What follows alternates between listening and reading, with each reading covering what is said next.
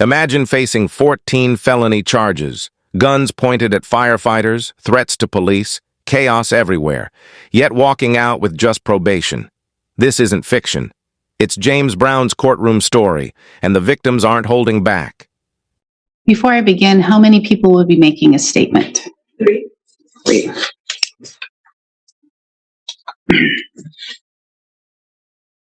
We will go on the record in the matter 24 CF 79, State of Wisconsin versus James Brown. The state appears through District Attorney James Renneke in person. We have Mr. Brown appearing in person with counsel Eric Pangburn. We're set here today in this matter for a plea and sentencing hearing. The parties have reached an agreement. Mr. Renneke, can you please recite the agreement? Well, first, is there a plea questionnaire waiver of rights form? There is. I did review the jury instructions that I have on my computer, but I wasn't able to print them, but we did review them. So All right. I apologize that they're not attached. That is okay. Can you please recite the agreement for the record? My client is going to enter a plea of guilty to counts 1, 6, and 8. The remaining counts are to be dismissed and read in. We're recommending 3 years probation. We didn't discuss any specific conditions of probation. I assume that the court will order what it thinks is appropriate based on the facts. We're not asking for the court to order any additional incarceration based on the fact that Mr. Brown did spend 96 days in jail unable to post a cash bond in the file that was this case before it was dismissed and refiled. The deal was struck. Guilty pleas on 3 felonies, probation for 3 years, and dismissal of the rest. But the courtroom quickly learned this case was about far more than paperwork and legal bargains. All right. Okay. Mr. Renneke, this is a very serious case. There are 14 felonies, predominantly H felonies with some I felonies and 2 G felonies, making this very serious. 3 of those H felonies are attempts. It has been a global offer with regards to these charges, down to 3 counts, 1 H felony, actually 2 H felonies, and an I felony. Can you please state for the record how this agreement is in the public? I believe it's in the public interest, Your Honor, because we're getting a conviction on 3 serious felonies. The defendant does not have a criminal record. It has fairly unique facts to the case. This was a what I would say, jurisdictional investigation. And in terms of the underlying behavior, we think the 3 felonies that he's pleading guilty to adequately cover the actual facts of what happened. And he's taking responsibility not only for the 3 counts that he's pleading guilty to, but he's also agreeing to the dismissed and read-in counts, which could be considered at sentencing. And so, therefore, we do believe it's in the public interest. And you are in victims' rights compliance, is that correct? Yes. All right. Before I proceed with a plea or taking a plea and moving on to sentencing, I'm going a little bit out of order as I would like to have the victim statements. Ms. Bauer?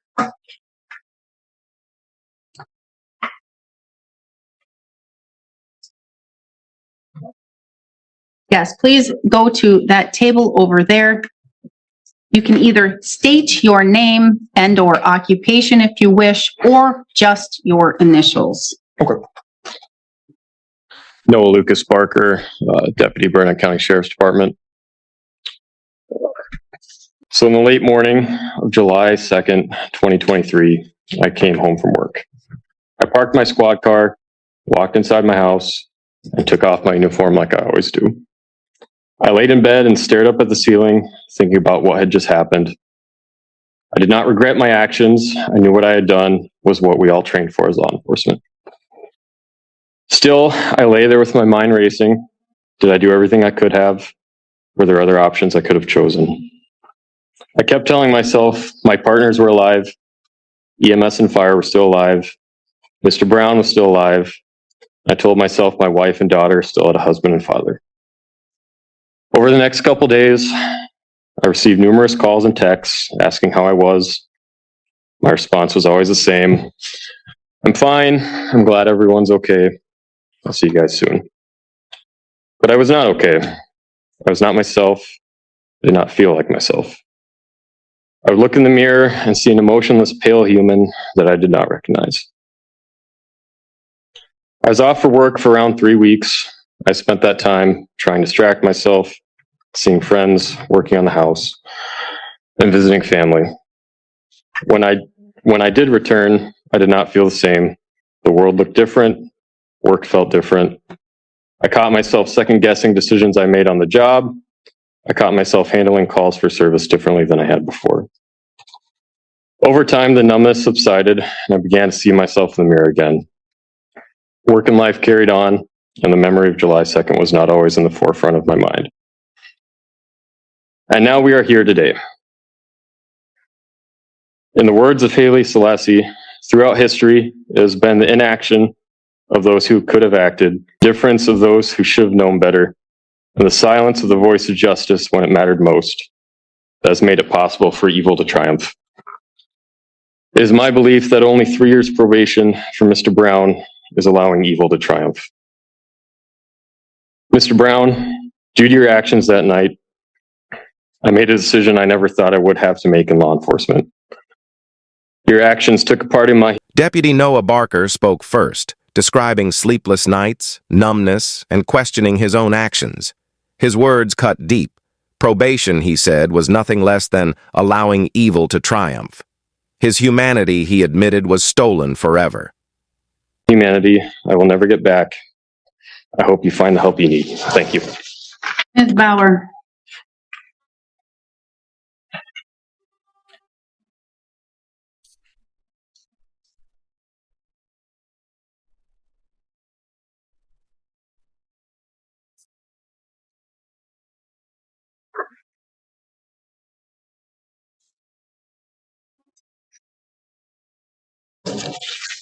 Please state your name and/or your initials before beginning. Corey Ray Barnett.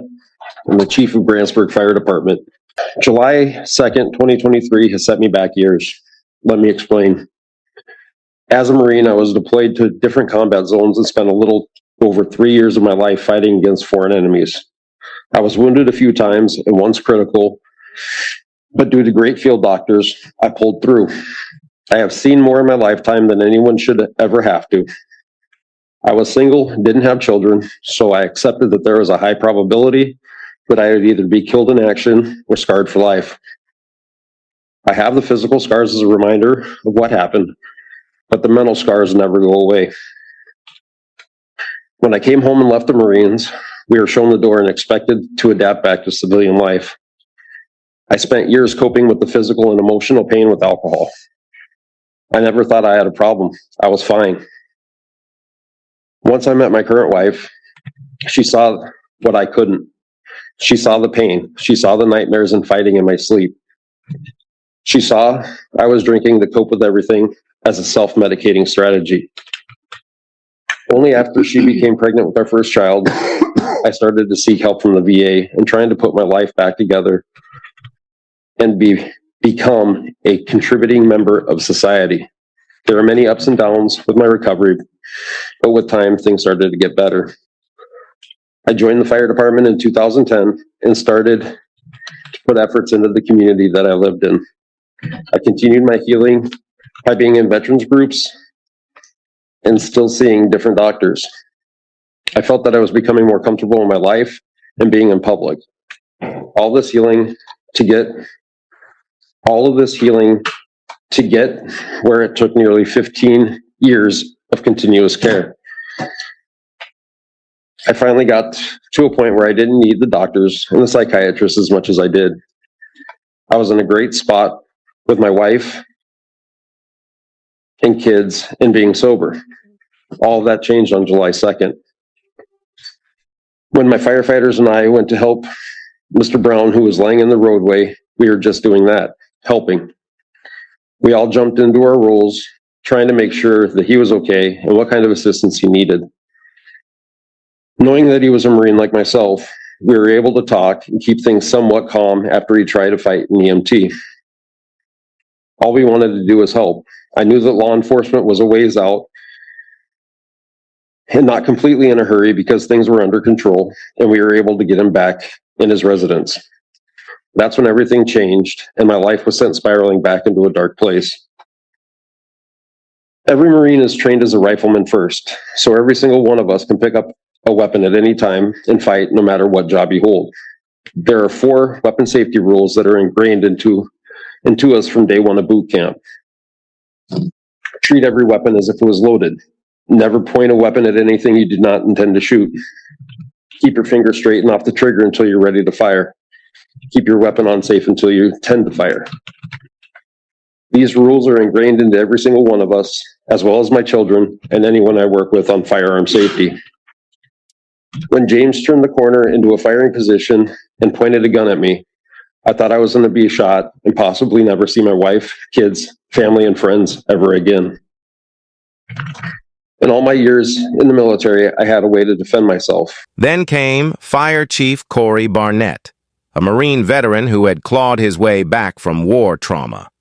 But on July 2nd, Brown pointed a loaded pistol at him, undoing 15 years of hard-fought recovery. July 2nd, I was in the open and very vulnerable to whatever he decided to do in that moment. I instantly went back into my killer be killed mentality that I had worked so hard to diminish for my life. I do not have a flight mode within my body. I was trained to fight, and that's just who I am. I never wanted to be put in that mental position again, but there we were. As he came walking back to the fire department, I had to worry about my other firefighters' lives that were still in the hall.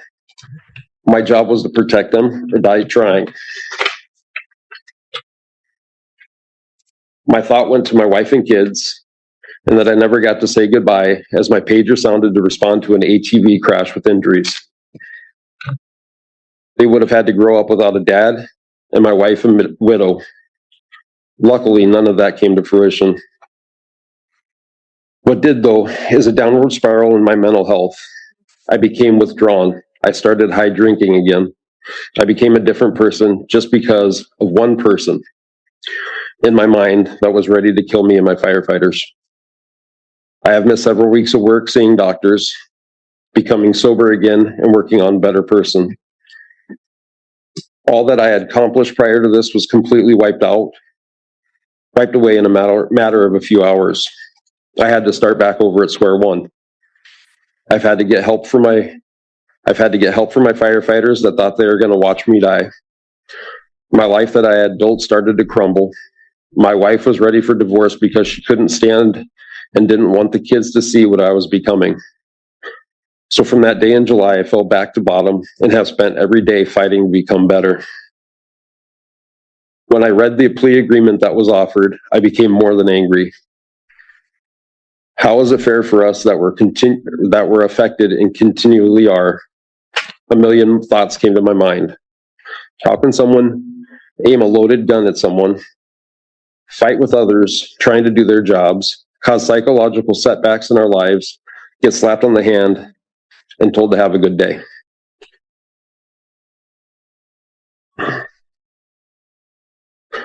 I was ready for my day in court and James being held accountable. With this plea agreement, I don't feel that there is any justice being served at all. When you can get more jail time for an OWI punching someone than actively pointing and ready to shoot someone. This is not justice for myself or any of the others involved. I do not think probation is enough. Thank you. Thank you. Ms. Bauer?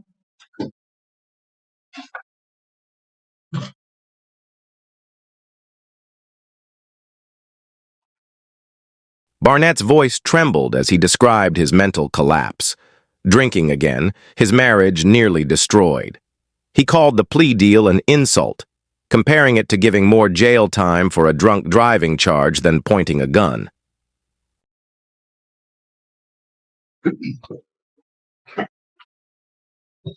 My name is Trevor Kyle Tex. I was listed as a victim in the case. I am not a victim of what Noah Deputy Barker, Fire Chief Corey Barnett went through. I'm a victim because James made some threats at the hospital. We had to go hands-on and fight with him to the ground. However, when I was informed of the plea deal, initially I thought 3 years of probation for a conviction, to mark a conviction on a sheet of paper. And the DA kind of said that today.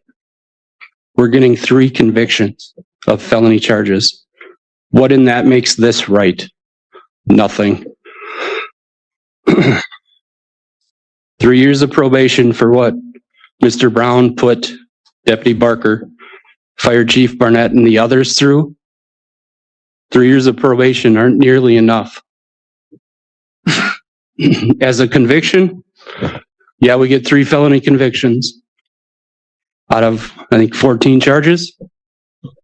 3 years of probation ain't nowhere close to what Mr. Brown should have to go through. Thank you.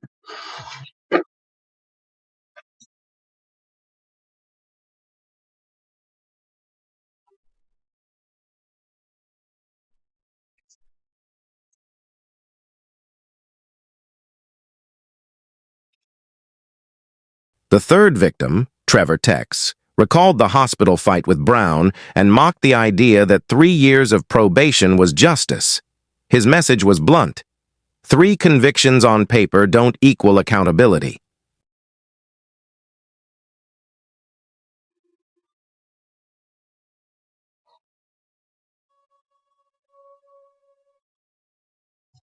Mr. Brown, I have in front of me a plea questionnaire waiver of rights form, as well as an addendum to the plea questionnaire waiver of rights form. Did you go over this document with your attorney? Yes, ma'am. Can you please pull the microphone closer to A you? little closer. Yes, ma'am. Did your attorney go over this thoroughly with you? Word for word. And he read it exactly word for word? Yes, ma'am. And so you understand everything completely? Yes, ma'am. And if you didn't understand something, did you ask him to explain it? Yes, ma'am. And he did so. Yes, ma'am. You are pleading guilty to 3 counts. Count 1, intentionally point a firearm at a law enforcement officer, a firefighter, an emergency medical technician, etc., an H felony. And as I understand this, this may not have been a legitimate real firearm, but it was a firearm that was believed to look like a firearm, correct? Actually, in this case, for count 1, it really was a firearm. It was a 9mm pistol that was loaded. This was not the BB pellet gun or the BB No, gun? the BB gun was the rifle. That was the second event. But this particular count was the pistol that actually was a pistol, which was loaded as a 9mm. All right, so this is an actual firearm, the 9mm firearm that you in fact did point at a law enforcement officer, a firefighter, or an emergency medical technician, a Class H felony. Is that correct? Yes, ma'am. And you're pleading guilty to count 6, battery or threat to a judge, prosecutor, or here, in fact, a law enforcement officer, a Class H felony. Is that correct? Yes, ma'am.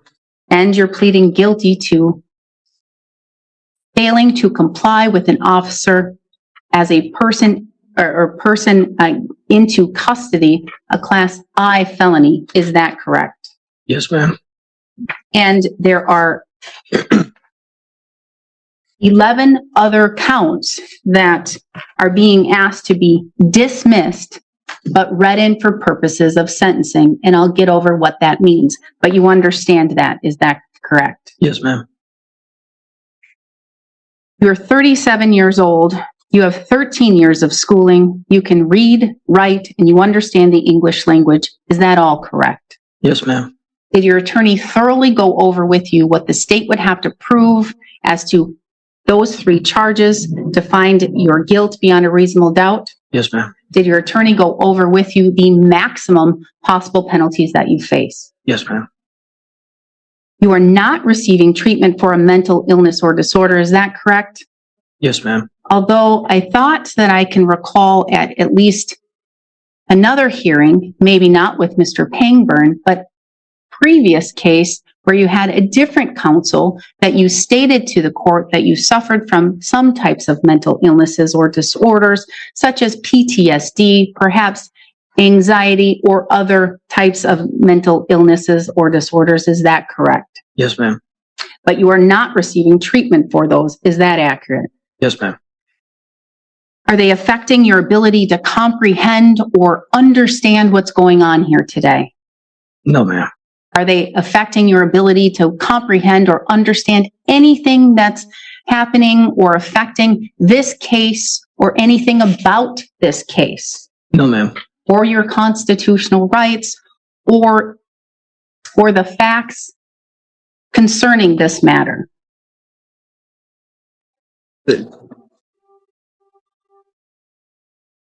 So she's asking if you're mental illness is interfering with your understand what's going on. No, yes. No, ma'am, everything's good. You have not had any medications, alcohol, or other drugs within the last 24 hours. Is that correct? Or ever since I got arrested. Yes, ma'am. All right. Because you're being charged with crimes, you are entitled to constitutional rights, and each of these rights is listed on this document. Do you understand that by pleading guilty to these charges, you're waiving and giving up these rights? Yes, ma'am. Do you understand you'll no longer have the right to a trial? You'll no longer have the right to have your attorney cross-examine the state's witnesses or call witnesses to testify for you. You will no longer have the right to testify on your own behalf or remain silent and not have your silence used against you.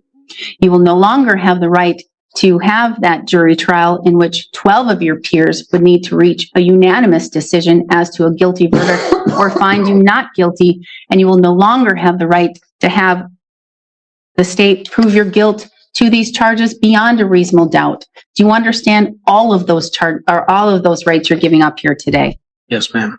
Do you understand that if you're not a citizen of the United States, your pleas could result in your deportation? Yes, ma'am.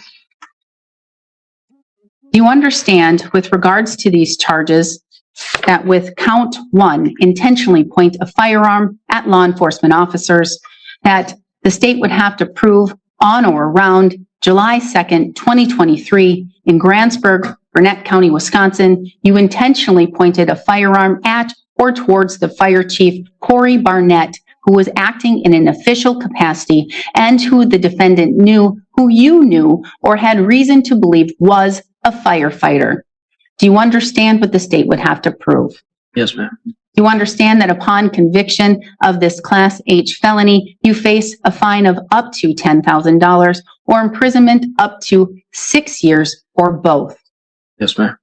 Do you understand that with regards to count 6, threat to a law enforcement officer, the state would have to prove on or around July 2nd, 2023, in Grantsburg, Burnett County, Wisconsin, you intentionally threatened to cause bodily harm to Sergeant Chad Brugman, a law enforcement officer, without his consent, and at the time of the threat, you knew or should have known that Sergeant Chad Brugman was a law enforcement officer, and the threat was in response to an action taken by the law enforcement officer in an official capacity. Do you understand what the state would have to prove for this Class H felony? Yes, ma'am. Do you understand that upon conviction, you face a fine of up to $10,000 or imprisonment up to 6 years or both? Yes, ma'am. Do you understand, as to count 8, failing to comply with officers' attempts to take you into custody, the state would have to prove on or around July 2nd, 2023, in Burnett County, Wisconsin, you intentionally refused to comply with an officer's lawful attempt to take you into custody, and you retreated or remained in a building or place, and through action or threat, you attempted to prevent the officer from taking you into custody. While doing each of the above, remained or became armed with a dangerous weapon, or threatened to use a dangerous weapon, regardless of whether you had a dangerous weapon. Do you understand what the state would have to prove? Yes, ma'am. Do you understand for this Class I felony that you could be, upon conviction, fined up to $10,000 or imprisoned up to 3.5 years or both? Yes, ma'am. Did your attorney thoroughly go over the jury instructions in which state the elements that the state would have to prove your guilt for those 3 crimes with you thoroughly? Yes, ma'am. All right. Now, do you understand you're pleading guilty to felonies? As such, you will no longer be able to use or possess a firearm for life.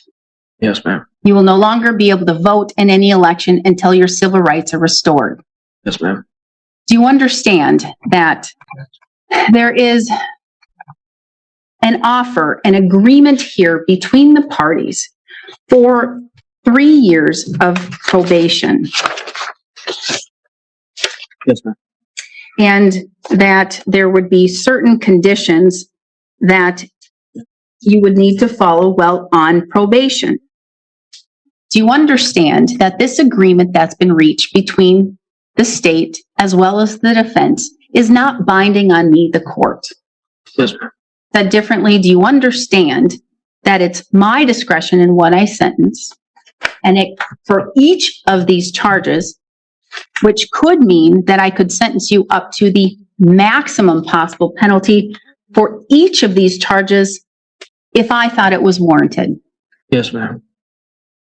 Do you understand that in my sentencing discretion, I can sentence you with different sentences for each of these different charges? Again, if I thought it was warranted based upon the facts of this case. Do you understand?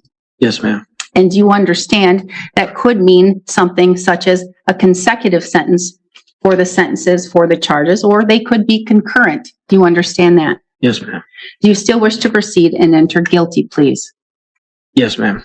Do you also understand that there are certain other charges here, 11 other charges that are being asked to be dismissed and read in? Do you understand that by having dismissed and read in charges, you are agreeing that the court, myself, can consider these offenses and that the state is relieved from their obligation in establishing a factual basis for these offenses? Do you understand that? Yes, ma'am. Do you understand what that means? Yes, ma'am. This is in exchange for the promise that the state will not prosecute you later in the future for these additional offenses, and your slate is essentially wiped clean for all of these crimes. However, do you understand that it essentially could expose you to the likelihood of a higher sentence for the charges that you're pleading guilty to, as long as it doesn't go above the maximum possible penalty? Do you understand that? Yes, ma'am. Do you still wish to proceed and enter guilty pleas here today? Yes, ma'am. Do you understand that the court looks at character of a defendant? Finally, the judge reminded Brown probation wasn't guaranteed. She could still impose the maximum penalty, and every dismissed charge could be weighed at sentencing. In this courtroom, justice teetered between mercy and the victim's rage.